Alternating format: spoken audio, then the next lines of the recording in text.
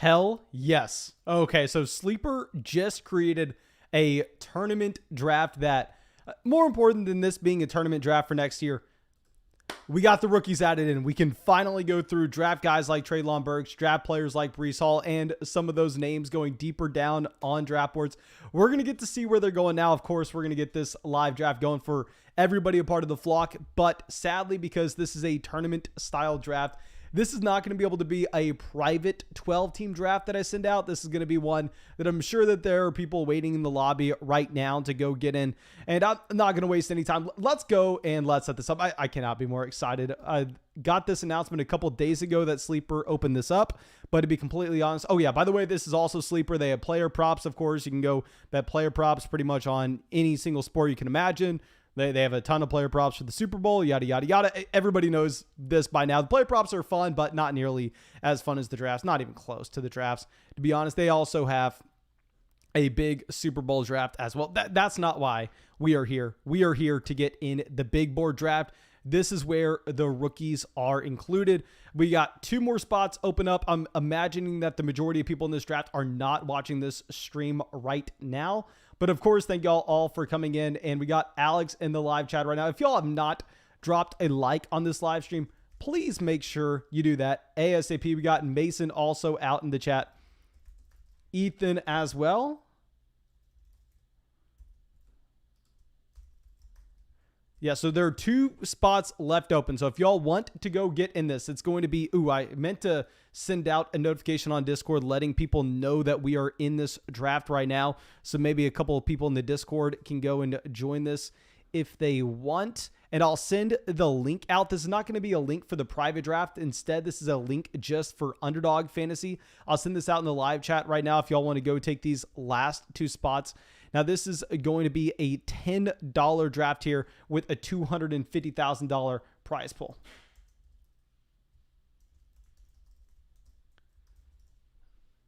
Okay, so we just sent this out, and I don't know if YouTube's messing up or something. We got a decent amount of people in the chat, but it says we have 1 current viewer. I don't know what's going on with YouTube. All I know is we need to get this draft going. We sent out that link out there in the general chat. Also, if y'all want to hop into one of these drafts, you can do so on Underdog Fantasy. When you sign up for Underdog Fantasy and you use promo code FLOCK, they'll match your first deposit dollar for dollar up to $100. So please make sure you take advantage of that. And you can get into best ball drafts. You can do player props. You can get so many things going on. And sports betting does not need to be legal in your state because this is a fantasy football. Now, there are going to be a couple states like Nevada, Washington, maybe 1 or 2 others that I can't remember off the top of my head that Underdog Fantasy is not available in. But I live in Florida. It works in Florida, works in Texas as well. Of course, everything here is regulated. I'd never show y'all something that wasn't regulated on this channel. I am not a crazy person. Young Taffy coming out says Trey Lance to the moon. Y'all know I'm excited about Trey Lance. We got 1 spot left in this draft. Let me go through and show everybody what this draft is if they want to take that 1 spot or if they want to get into one of these drafts with these rookies. It's going to be the big board draft. Of course, they have a ton of different drafts. If you want to go get in just a regular fantasy football draft, that's not going to be the tournament. You can do that down here where they have a decent amount of them. These are going to be all their 2022 drafts. You can go through and check out a ton of stuff on Underdog Fantasy. As I've said before, I think that the most fun thing to do is to get into these tournament drafts. However, okay, so we just got put in here and we are going to be drafting at the 104. We have a couple familiar names in this draft board. We got Uncle Benji, who I believe is possibly a member of the flock. Maybe I'm just used to drafting with him in general, and maybe he has no idea who the Fantasy Flock Network is, but we will see. Okay, so now y'all know we have gotten a decent amount of these 2022 drafts going so far. And I have talked about the fact that usually we are wanting to heavily focus in on the running back position right now when there's the uncertainty around depth charts as well as just overall team situations at this point in the offseason before free agency and before the NFL draft. Now it's a little bit of a different scenario. Now that we have the expanded running back player pool, there's going to be a little more availability of these running backs once we get to rounds 4, 5, and 6, where now I would feel more comfortable taking a wide receiver at the beginning of the draft. If we want to believe that Cooper Kupp is the best option for us at the 4th pick overall, I'll be fine taking Cooper Kupp because I'll be a little bit more comfortable with the players that we could get later on. So you got Jonathan Taylor, Derrick Henry, Christian McCaffrey going off with the first 3 picks. Okay. Let me scroll down a bit here, see what's going to be available to us at the 2-3 turn.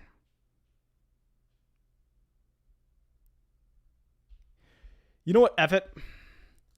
I'm going to go running back.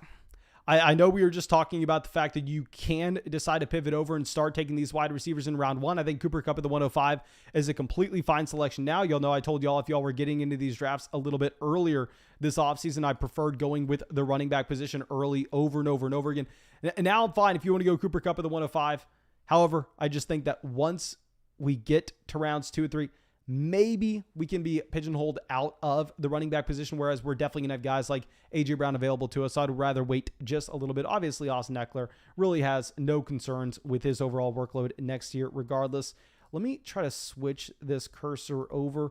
And like I said, I apologize that we never have this little ticker down there at the bottom set up properly. But no, the promo is not to get $25 added onto your deposit automatically anymore. Now the promo on Underdog Fantasy is when you use promo code FLOCK, they'll just match your first deposit dollar for dollar up to $100. So if you go through and if you decide to say deposit $50, they'll match $50 and you'll have $100 in your account. You can go get into 10 of these drafts. And oh yeah, real quick, if you're unfamiliar, everybody should know this by now. You do not have to set your starting lineup in a league like this. You do not have to play the waiver wire. It's a best ball format. Your best starting lineup will be automatically submitted for you at the end of every week. And also there's no waiver wire available to you through the course of the season. So that is going to drastically change the importance of your roster construction. You need to make sure you have an adequate number of quarterbacks, which are going to be 2 to 3, running backs, which are going to be 5 to 7, wide receivers, which are going to be about 8 or 9, and tight ends, which are going to be 2 to 3 as well, dependent on the investment that you have at the top of the draft in each position. Okay, so let's go through. We got Cooper Kupp, Ja'Marr Chase at the 105, the 106. We got a decent little wide receiver run happening at the end of the first now. So if we see these running backs begin to fall down draft boards where, I mean, it's going to be easy for us to get someone like Cam Akers at the 304. I'll probably end up taking Cam Akers at the 304, but I think it will make our selection of Austin Eckler at the 104 probably look pretty damn bad. Maybe we should have pivoted over to go with Cooper Kupp. Please let me know what y'all think in the general chat if y'all think we should have gone Cooper Kupp over Austin Eckler. I mean, I'm maybe just a little bit broken at this point as we've got a decent amount of those 2022 drafts going underway without the rookies a part of it, where we are a little more used to deciding to just go RB, RB, RB, and felt more comfortable with the wide receivers we would get in rounds 7, 8, and 9. You got Kelce going at the 203. Honestly, surprised to see Travis Kelce going that early here. I mean, if you're looking at some of the other players available on the board, you have Alvin Kamara still available. Yeah, I cannot imagine taking Deebo Samuel over Alvin Kamara personally. Kamara goes at the 204. Imagine starting your draft off with Dalvin Cook and Alvin Kamara. Obviously, the coaching change in New Orleans probably is not going to bode well for Kamara, but still. Stephon Diggs goes at the 206. Okay, this team here decided to go Ja'Marr Chase in the first. They go CeeDee Lamb at the 207. Completely fine with them deciding to go CeeDee Lamb. The team that ended up getting Cooper Kupp, 1 pick behind us on the clock, they go DeAndre Swift. Okay, so now we're up with Nick Chubb or A.J. Brown. Y'all know last year we were laughing at people taking Nick Chubb in the first round, but if we're going to be getting Nick Chubb here at the 209, completely fine going Nick Chubb. Honestly, looks like we're going to have a very running back heavy start to this draft. Let me see where these rookies are going. Okay, Breece Hall is going as the running back 24 right now. Kenneth Walker's the running back 29. Kenneth Walker's going behind guys like Darnell Mooney, Brandon Ayuk. Where's Isaiah Spiller?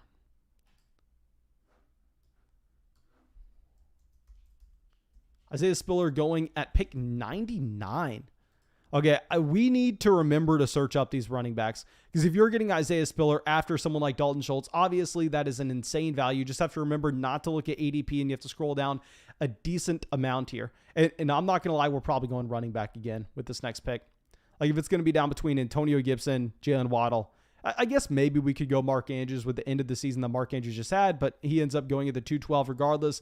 Josh Allen at the 301. I personally cannot get behind taking Josh Allen at the 301. Mahomes was the first quarterback off the board this past season. He was going at the end of the third, and whenever you took Mahomes, really just to miss out on that tier wide receiver value, someone like Jalen Waddle, DeAndre Hopkins, Keenan Allen, hated how our teams ended up looking afterwards. So we kind of just scratched Patrick Mahomes off our draft list this past season. Not anything against the quarterback, but more so just against the overall value of the position. So we're going to decide to go running back heavy here. We're going to go Antonio Gibson yet again. Y'all know that historically I'm the guy to decide to just go running back, then a wide receiver, wide receiver, wide receiver, wide receiver, wide receiver throughout the draft. If we're getting Antonio Gibson falling to us at the 304, if we're getting Nick Chubb falling to us at the 209, I'm going to be fine taking the running back value here. Now, of course, this makes me kind of want to go back and pivot off of Austin Eckler and go with Cooper Kupp in the first round.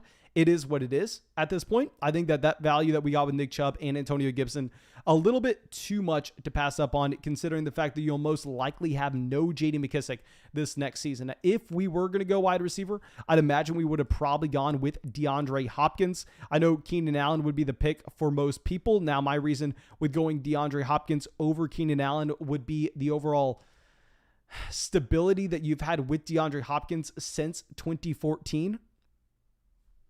There's really so much security with just betting on the bounce back with DeAndre Hopkins. Okay, so Texas Made coming out says Kupp would have been for me. Yeah, I agree with you. I think we probably should have gone with Cooper Kupp.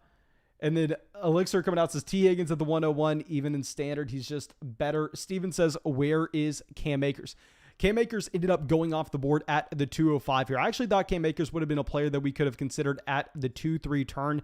I mean, earlier when we just started these 2022 drafts, I believe probably 2 months ago at this point, before Cam Akers was able to make it back, I was coming out and saying that Cam Akers was a very bad selection, but that looks idiotic at this point whenever you're considering the fact that, I mean, Cam Akers was able to make it back 6 months away from that torn Achilles. Unheard of, incredibly impressive. And I think that Cam Akers at this point should be going right here at the 205.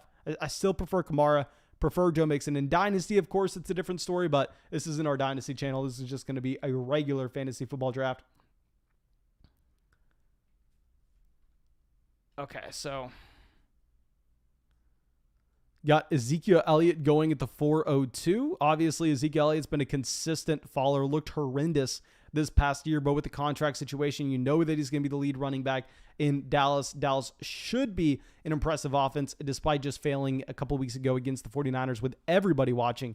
Got Deontay Johnson going at the 401.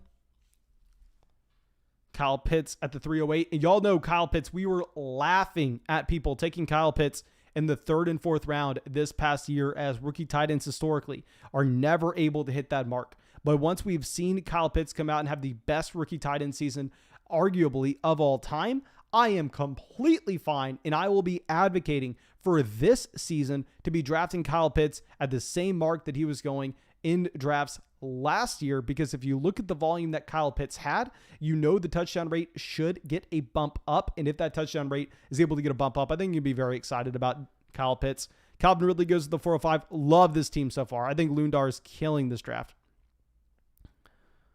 Okay, so let's see where we're going to be going. Got Terry McLaurin, Mike Evans, Elijah Mitchell, not Elijah Moore.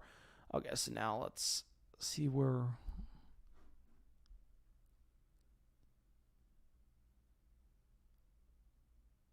Dylan coming out says, hey, Mason, just wanted to say hi and ask how many drafts we're doing tonight. Hope you're feeling better. Thank you, my friend. And yeah, if you don't know, on the Patreon community, I kind of had to apologize to everyone yesterday because I was not replying to anybody's Patreon messages. Well, that was because I was sick as hell. Real quick, am I going Mike Evans here? Now, there are a couple things working with Mike Evans. Obviously, a ton of variables changing. No Tom Brady this upcoming season, but at the same time, there's no Tom Brady this upcoming season. You can probably bet that Rob Gronkowski is not coming back either, which could raise the overall usage for Mike Evans in the red zone. And at the same time, possibly it makes the Tampa Bay Buccaneers less likely to bring back someone like Chris Godwin, as Chris Godwin maybe doesn't want to sign back with Tampa. So I think you can strongly make the argument to go with Mike Evans. Instead, I'm going to actually pivot over and go Josh Jacobs and try something a little bit different here to go with a running back heavy build. I think Mike Evans, you have the argument to be made, even though this should be a significantly worse offense. As I've already said, I think his market numbers should go up, but we're going to go Josh Jacobs here. If you look at the contract they gave Kenyon Drake last year, they gave Kenyon Drake $11 million guaranteed. Josh Jacobs, a former first-round pick himself. I believe that Josh Jacobs does have the job security this upcoming season, that you shouldn't see anything really change in his own situation. But yeah, let's go Jacobs at the 409. And yeah, this looks like a completely different draft than what we're used to. We are going a running back early here, which y'all know usually I'm the guy going wide receiver early. Kind of want to just mix it up a little bit, see what kind of team that we can build out of this. And maybe we end up taking another running back at the 505, calling it a day, and then not taking another one the rest of the draft after we go 5 straight, even though really not something I like going into. I just think that the value's fallen the way it is, even though I definitely would rather have Cooper Kupp at this point over Austin Eckler. But yeah, Dylan coming out. I will say, my friend, I feel significantly better yesterday. Like I said, yesterday we had some brutal food poisoning. I don't know if it was food poisoning. I had body aches. My head was pounding. I couldn't move. I legitimately thought I was going to go to the hospital, but feeling much, much better now. I think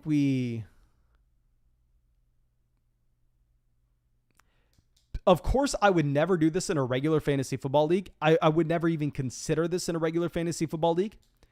But because this is a best ball format, I think it's something that we can play around with, given the roster construction. If we attack the wide receiver position with a volume, I believe this is a 20-round draft. Yes, this is going to be a 20-round draft. So we take our 5th running back here with the assumption that we take a total of 5 quarterbacks and tight ends. Then we'll have 10 roster spots open for wide receiver. And with those 10 roster spots open for wide receiver, we can attack the position with volume rather than with quality. We can go a little bit quantity over quality here. And then we can hopefully just kind of cycle through those players like Marquez Valdes-Scantling, Hunter Renfrow later on in the draft and try to get those spike weeks. This is something I would never do in a non-best ball format. And honestly, probably not going to like this team by the end of this draft, but I think it will be something fun to test out. You got Treylon Burks, I believe the first rookie going off the board at the 508. Love Treylon Burks from a dynasty fantasy football perspective. Now, what other wide receivers were available to take Treylon Burks over Elijah Moore, to take him over Michael Carter, to take him over Justin Herbert, Michael Thomas, Hollywood Brown, TJ Hawkinson? Personally, I'm not going to be a big fan of that Treylon Burks selection, but interesting to see how that plays out. Okay. So yeah, and Dylan, getting back to that question, I am very sorry. I think that here I am probably only going to be doing one draft tonight. Hopefully we can get these drafts going often. It really depends on how much y'all enjoy seeing these. Y'all know I'm already posting daily content on the Dynasty channel, but let me know if y'all really like seeing these. Handy Manny coming out says missing Mason. Thank you, my friend, of course, for coming out to the live stream. JN saying glad you're feeling better, man. Yes, feeling much, much better. And Handy Manny, if you are not watching our Dynasty content, my friend, I promise you, I'm putting out a Dynasty video every day. I'm putting out enough content for you to be sick and tired of me. Don't worry about that. You're maybe just not looking at the Dynasty football slot. Vincent says, thoughts on Michael Thomas? If Thomas makes it back to our next selection, I could not be more happy with that. I mean, Michael Thomas is a player that we've seen the elite level ceiling from before. Obviously, the coaching change, is not great from an overall offensive standpoint, but at the same time, Michael Thomas didn't get along with that coaching staff. So maybe you can make the argument from a Michael Thomas perspective that maybe he's more likely to come back this upcoming season. I don't know. I think that he's a player that has a very low floor, but a very high ceiling. And I know a lot of people say the injury concerns aren't worth taking Michael Thomas, but at the same time, remember the last time Michael Thomas did not have injury concerns, he was going at the 104. So if you're getting him at the 606 here, like Uncle Benji decides to take, I think that you're getting more than enough of that injury price baked in. And there's one player in mind that I am praying falls to us here. Of course, at this point, we really can't even look to take running backs. So I'm really hoping that we get a couple of these guys going off the board. Let's see where Roscoe DFS, Roscoe PD DFS decides to go at the 608. Come on, let our guy fall to us. This is probably going to be, he goes Mike Williams. Okay, so we are going to get TJ Hawkinson.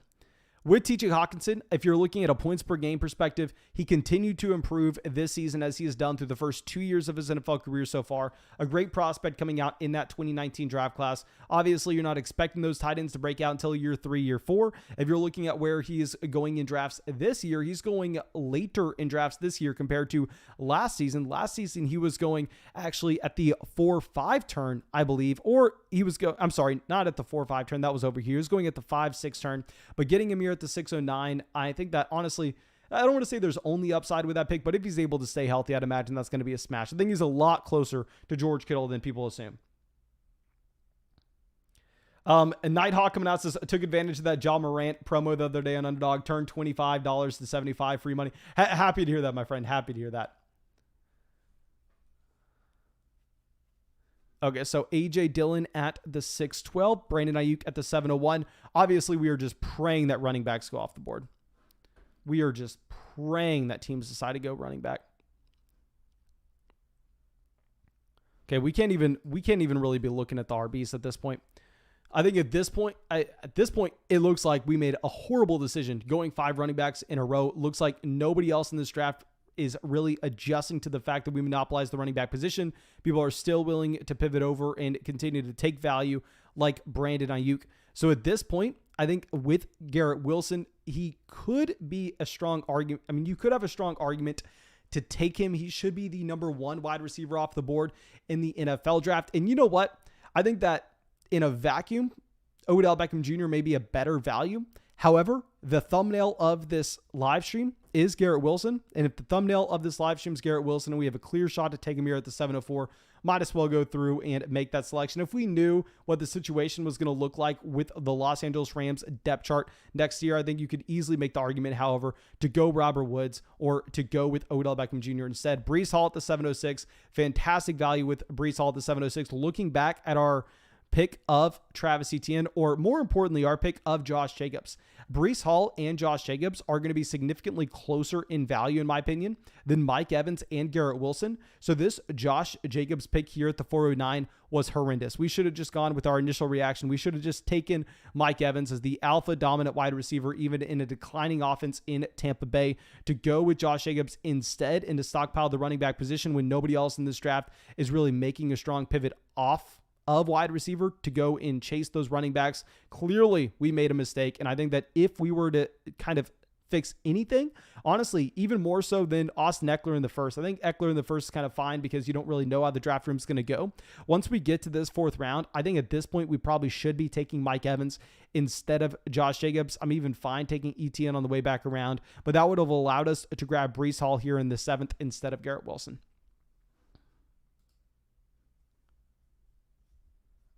Okay, so now let's go Cordell Patterson at the 710. Remember, Patterson at some point was going the 3rd round of these 2022 drafts.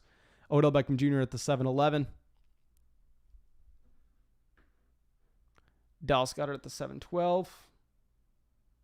Rockley says your roster is dead in the water, Mason Ella. It's really funny that if you look at how people just completely changed their mindset from a best ball tournament construction standpoint from last offseason to this one, if you look at the winning construction from the underdog best ball teams back in 2020 compared to 2021, it was a hyper fragile running back build where I believe there were only 4 or 5 running backs drafted on the team. I think the number was 4. And then from there, they actually just went hyper wide receiver and drafted around 10 wide receivers after they're getting running backs early, like a player like Alvin Kamara. You actually saw that being the winning construction in 2020. However, this past season, a balanced approach was actually what took it down in 2021. So it's funny to see how people just completely changed their mindsets, where last offseason, everybody thought what you needed to do was draft 4-5 running backs in a row, then take all wide receivers from there. And when that didn't work out, now the teams dead in the water. I think that it's not an optimal roster. And if you look at the advance rates, going to be much lower than a traditional roster construction centered around maybe 6, 7 running backs, 8, 9 wide receivers, and then a standard amount of quarterbacks and tight ends. But if we're talking about just the most upside that you could have in the tournament style at the very end, I don't think it's dead in the water by any means. Calcium Oxide coming out says, when are more dynasty mocks coming around? Tomorrow I'll get a dynasty mock draft going for everybody on Patreon tomorrow on the Dynasty channel. Okay, so Kenneth Walker, James Conner going off the board. Thank God people are starting to take these running backs. Okay, are we really going to go with another rookie wide receiver here? If y'all have been following our Dynasty channel a lot, I mean, I've been pretty much spending the entire offseason talking about how we just horribly missed on Allen Robinson. And with Allen Robinson, I'm not going to be buying the dip this upcoming season, despite him being a free agent, possibly landing in a much better situation. So we are going to take possibly my favorite rookie this year in Drake London. So we are going back-to-back rookies here with Garrett Wilson at pick 76, Drake London at pick 93. Jake London will be on the outside of the top 10 picks in this NFL draft. A lot of people are mock drafting him to go to the New York Jets around pick 10, but I believe he's actually going to be closer to a mid-first round selection. He broke out at 17 years old, outproduced Amara St. Brown at a younger age at USC, and actually was close to Michael Pittman at 17 years old. You actually had Drake London as an every down player for USC alongside St. Brown and Michael Pittman in that same offense. Love getting Drake London. Obviously, this is a wide receiver core that needs a lot of work, though, and we're going to continue to just fire as many bullets as we possibly can at wide receiver here. Now, Russell Wilson at the 902. Happy that we get some more running backs going off the board. Obviously, we need running backs going off. Now, with Allen Robinson, I'm honestly going to be passing on Robinson here, despite us deciding to draft him aggressively in the 3rd round. If you get outproduced by Darnell Mooney, I know it was a very bad situation. I'm going to instead pivot over to go Christian Kirk. You should have no AJ Green in Arizona this upcoming season. Now, Christian Kirk himself possibly is out of Arizona. I'm expecting Christian Kirk to make his return, and with Rondale Moore, didn't see too much from him. So we're going to get Christian Kirk as our wide receiver 3. And as we've said, since you don't draft wide receivers at the beginning, here we are going to have to be loading up on a ton of wide receivers. We're probably going to need 9 to 10 wide receivers with this build at minimum. And it's a little bit different than a regular fantasy league. I mean, if it's a regular league where you have access to the waiver wire, hell, let's take Cooper Kupp, AJ Brown, DeAndre Hopkins to start this draft. And then let's try to take a bunch of shots on waiver wire running backs that we can get later on, and we can fill in guys, say, like a Dearness Johnson, like Keel Herbert as the season progresses. But with no waiver wire here, we're going to be taking advantage of the volatility at the wide receiver position. Okay, so now let's go through. And SPAC coming out says J.K. Dobbins. SPAC, you better be taking J.K. Dobbins in every single draft this year. It's funny to see that J.K. Dobbins now, if you're looking at drafts, going at the 310, the exact same mark where he was going last year. Literally nothing has changed. Okay, so Rondale Moore goes at the 909. Interesting to see Rondale Moore go in the same round of Christian Kirk here. Now, please let me know your thoughts on Rondale Moore. Because what's funny with, and I'm not saying this is wrong or right, I'm just saying if you take a step back, Rondale Moore was definitely a failure his rookie season. I mean, this was a wide receiver that came out. Let's see how many yards per game he averaged. Okay, those are his Purdue statistics. Let's look at this from his rookie season. Okay, so 31 receiving yards per game. And I know Terrace Marshall wasn't even able to get on the field, so it's probably going to be a bad example. But I mean, if you're looking at Terrace Marshall as a wide receiver that also failed in miserable fashion, was definitely worse than Rondale Moore his rookie season, but still, neither wide receiver was great. You're actually getting Terrace Marshall with less than 15 receiving yards per game. Rock Lee says you should hop in at $10 the big board tournament. My friend, where do you think we're at right now? Where do you think we're at? You think I would have a hyper fragile running back build in just a regular 12-team league? No, this is a big dog large field tournament. I'm sorry, not a big dog, the big board large field tournament. Okay, Mike Gesicki at the 1001. Justin Fields at the 1002. Love this value with Isaiah Spiller. This value with Isaiah Spiller also exemplifies how bad our draft pick of Josh Jacobs here at the 4-9 was, as we've discussed here, taking Josh Jacobs at the 4-9 instead of just getting the best wide receiver available on the board, whether you think that's Mike Evans or Chris Godwin, and then being able to pivot over from Christian Kirk to Isaiah Spiller. I mean, clearly this Josh Jacobs pick was atrocious, and we should be deciding to get this running back value later on in the 8th and 9th round. Last year, you were not getting running back values like this in the 8th and 9th round. Okay, Chris Olave goes at the 10.04. Interesting to see Chris Olave is going, it looks like he's valued a little bit more in underdog tournaments right now than the overall dynasty community has him in.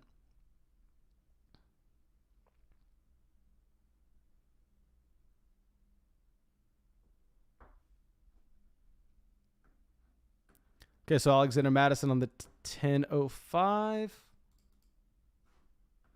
Okay, so like we said, we simply cannot be looking at running back at this point. Tyler Boyd at the 10.06. Noah Fant. Okay, so this team's gone through and taken 3 running backs. Juju goes to the 10.08. Okay, yeah, we have an easy selection of Deshaun Watson. Easy selection of Deshaun Watson here. Of course, with Deshaun Watson, if he doesn't play, this team's dead in the water.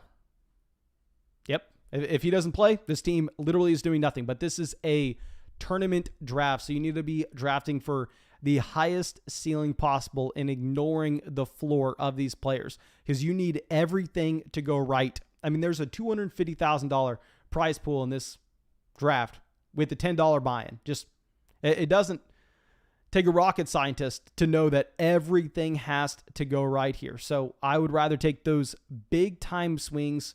And what the hell? William Fuller? How long has Underdog been calling Will Fuller William Fuller? Are they just trolling us here? Did Will Fuller come out and say that he wants to be called William Fuller from now on? Still Will Fuller on Wikipedia. Actually, no, on Wikipedia his name William Fuller. Pro Football Reference, he's Will Fuller. No, he's Will Fuller on Wikipedia. I have no idea what that's about. That's just weird. Okay. But, okay, so let's see. Drew. Okay, so Chris McCaffrey in the first, Barkley in the second, C.H. Hunt. Okay, a very balanced team here. Okay, we're just going to have to continue to try to attack the wide receiver position with quantity over quality. And we're probably going to be ignoring ADP here with our next wide receiver selection. We're going to take someone that I did not like in drafts at all last year. But if you're looking at the contract situation that he has and the depth chart that he's playing in, and hopefully the coaching staff makes things better overall in New York, especially in a best ball format where we're looking for those individual spike weeks with a room that does not have much security right now, we are going to scroll down a bit and take Kenny Golladay at the 11.04 compared to someone like Jarvis Landry, who's currently ahead of him in ADP. I really don't understand that ADP of someone like Jarvis Landry. I mean, if you're looking at Landry, this should be a player that's cut this upcoming season. I mean, he's either going to be cut, as we've said so many times before, this team could save $15 million by moving on for him. He's either getting cut or he's agreeing to change his contract. There's nothing in between that. Whereas if we look at Kenny Golladay, on the other hand, this is a wide receiver that's guaranteed $23 million this year. I mean, obviously, Kenny Golladay is going to be with this team, so I think we're fine taking him here. JN coming out says, thoughts on a league that does first 2 rounds of rookie draft and dynasty halfway through the college season. Example, doing the 2022 draft 3 months ago. I think that's completely fine. I mean, yeah, you're saying so basically halfway between Devy and dynasty. I like that idea. I mean, where you kind of get hurt a little bit with that is those teams that are very, very bad. So everybody has the team in their dynasty league that is just horrendous, that has no path to really looking like they're going to be able to stack up assets and to be able to turn around a team anytime soon. Everybody has that team in their league.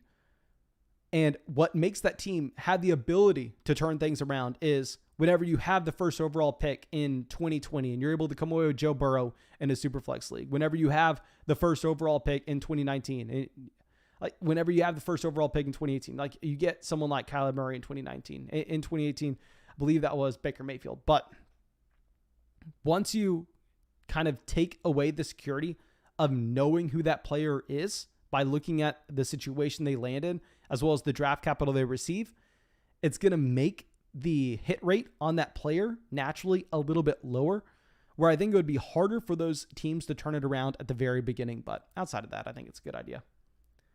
Switchblade says Golladay is awful, horrible. That's what I was saying last year when he was going significantly before this, but Kenny Golladay at the 1104, where if you're looking at what we have seen with Kenny Golladay historically, he's put up better seasons than Van Jefferson, DJ Chark have ever come close to. Same thing with Will Fuller. I mean, I would say that with a player like Will Fuller, this is a player that probably have to worry about more injuries than Kenny Golladay himself. Joshua Palmer, we've never seen anything from outside of, I believe, a 2-game stretch. We don't know if Mike Williams will be coming back this upcoming season. David Bell, going to be a late second-round pick in the NFL draft. Don't even know the situation he will be going to. Completely fine taking Kenny Golladay at the 1104. Steven says Giants are not immune to cutting big name / salary players. Steven, I don't know if you've had a chance to look at the contract. These are the two numbers that matter. Can we do some math here and figure out how much money would they save if they decide to cut Kenny Golladay this season? How much money? It doesn't matter if you're looking at USD. It doesn't matter if you're looking at pesos. It doesn't matter if you're looking at Bitcoin. They would save $0 by cutting Kenny Golladay. 0.0. So no, that is not happening. Jane says, basically, I'm saying do drafts before every YouTuber scrims. Yeah, no, definitely. It would, if you have drafts like that, I agree with you. It would make it where the best players have the advantage. I agree with you. The best dynasty players would have the advantage. Okay. I think we're going to go Russell Gage here.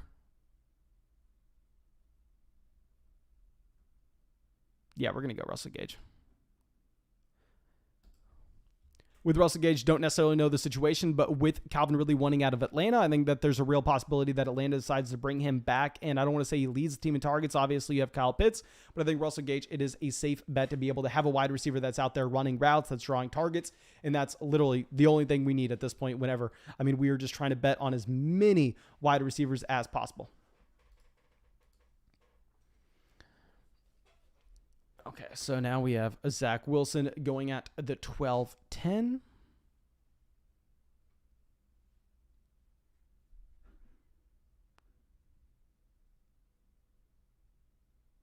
Devontae Parker at the 12-11.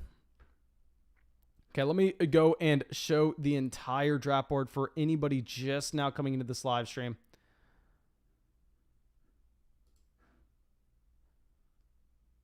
Okay, the worst pick in this entire draft was Jacobs over Mike Evans. You live and you learn. You live and you learn. I'll say that. Okay, let's get this back up.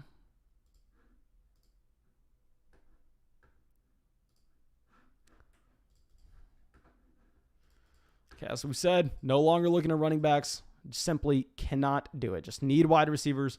They'll be running routes, drawing targets, running routes, drawing targets, running routes, drawing targets. Jameson Williams, someone I'm probably not interested in at all. Donovan Peoples-Jones looks like at some point he will be the wide receiver 1 for the Cleveland Browns. Whether that's just a projection, we don't know. Okay. May end up taking...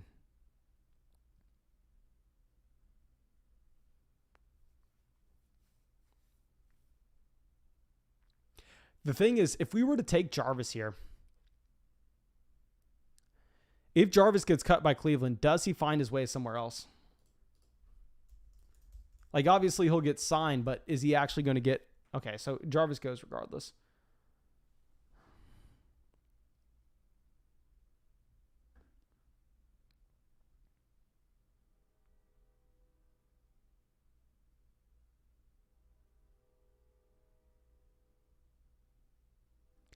I feel like this is just the sucker play. I feel like we're just taking him based on name value.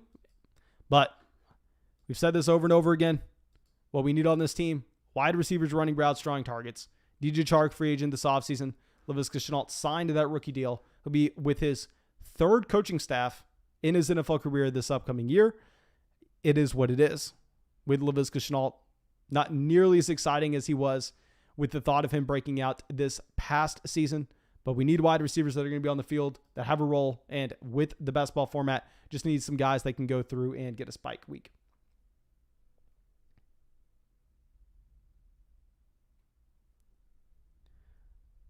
Okay, Grind for Gold says, Mason, why don't you rate Gabe Davis? I don't know what you mean by why don't I rate Gabe Davis, my friend. Steven says, what round did Gabriel Davis go? Okay, so Gabriel Davis went at the 708. He went directly ahead of Jerry Jeudy, Odell Beckham Jr., Kadarius Toney, Rashad Bateman, and Chase Claypool. Okay, so KJ Osborne goes at the 1307.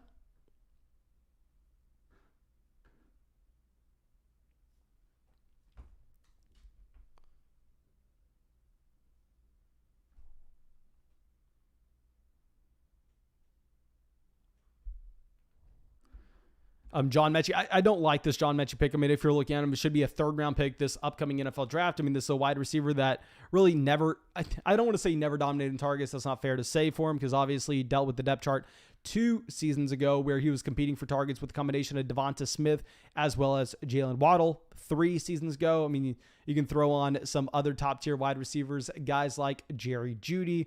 I mean, also, God, what the hell is his name? Not John Ross, but the Henry Ruggs. So obviously he's had a significant amount of target competition. I am personally not a big fan of either Jameson Williams or John Mechie, however. So if you're looking at the fact that, I mean, Jameson Williams, he got outproduced drastically by the combination of Chris Olave and Jameson Williams. I mean, a lot of people want to be down on Chris Olave, and they actually have Chris Olave below Jameson Williams. This is from a dynasty fantasy football perspective. Like to see that people on Underdog are valuing Chris Olave over Jameson Williams because that's how it should be, considering the fact that 2 seasons ago, Chris Olave at the same age drastically outproduced Jameson Williams in the same offense, and it took him just until his junior season to really ever see anything by transferring to Alabama. I don't necessarily think he is an extremely talented wide receiver, and I don't think the same thing either about John Mechie.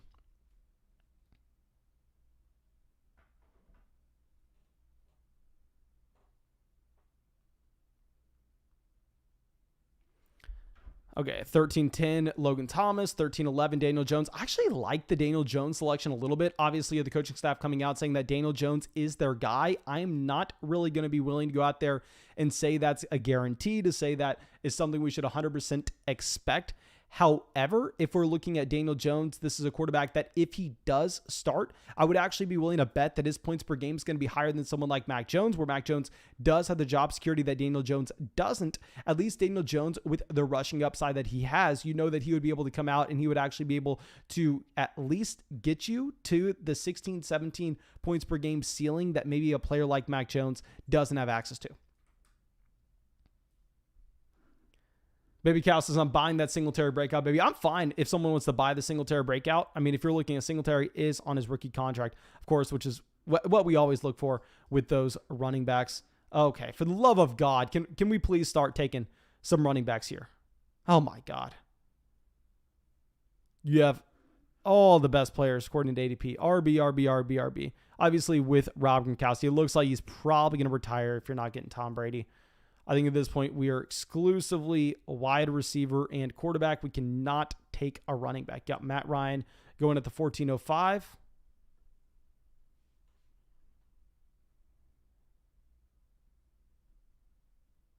Okay, so just scrolling through, trying to find how many wide receivers left are actually going to be getting snaps. Donovan Peoples-Jones goes at the 1406. Okay, this team is Dunskies. I figured we'd have access to Donovan Peoples-Jones. I mean, last year's drafts, you had players like Nico Collins. You had these guys going, I mean, in the 17th round instead. For them to be going in the 14th round, and instead, I mean, you're getting everybody in this draft board to just completely ignore the running back position. And I mean, Ronald Jones with an ADP of 146 compared to Tim Patrick with 172. I feel like we're getting targeted here. Okay, so Ronald Jones finally goes at the 1408. Tim Patrick re-signs. Cedric Wilson, I mean, should be back this upcoming season. This is a player. Actually, 1 second.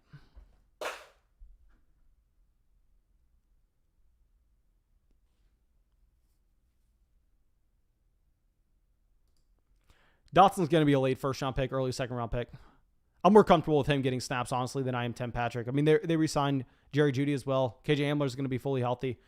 Cedric Wilson, you can imagine that they're going to be bringing back in Michael Gallup, Marquez Valdes-Scantling. We don't know where he's going to land up. We don't know where Aaron Rodgers is going to Cole Beasley, 33, 34 years old. So I know it looks like we're just going wide receiver, wide receiver, wide receiver. If Dotson goes in the late first, early second round of the NFL draft, there's a 0% chance that he's going this far down draft boards at pick 164. So I think we honestly have to take him here.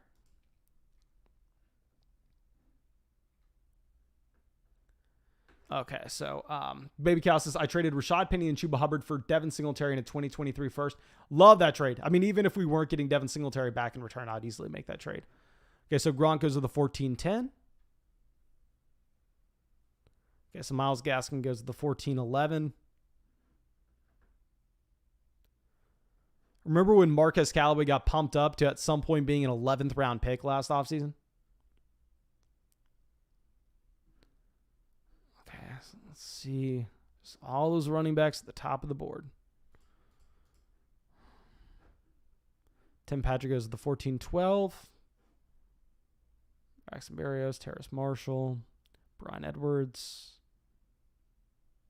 Jalen Guyton, KJ Hamler. MVS is the, like, if you knew Marquez Valdes-Scantling was in Green Bay, if you knew Aaron Rodgers was in Green Bay this upcoming season, then Marquez Valdes-Scantling would be the perfect pick in this range for our team in particular.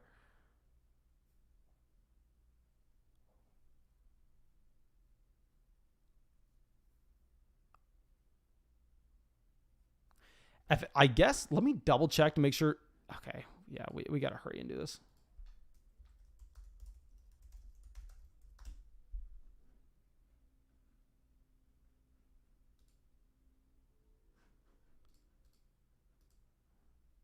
Okay, horrendous pick. Cedric Wilson is a free agent this offseason. Oh my God, we just botched this draft.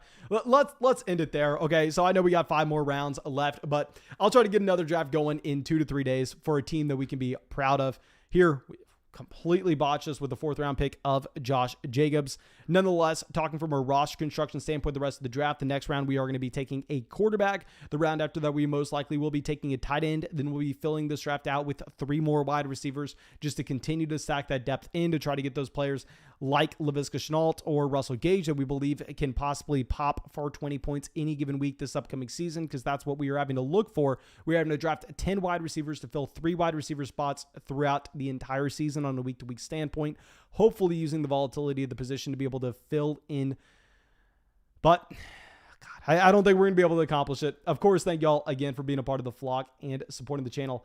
Hope y'all enjoyed this. Hopefully we can get y'all another draft going. Probably not tomorrow, but maybe the next day. Go down there, drop a like, and sign up for Underdog Fantasy. Use promo code FLOCK. When you make your first deposit, they'll match a first deposit dollar for dollar up to $100. So thank you again, and hope you have a great day.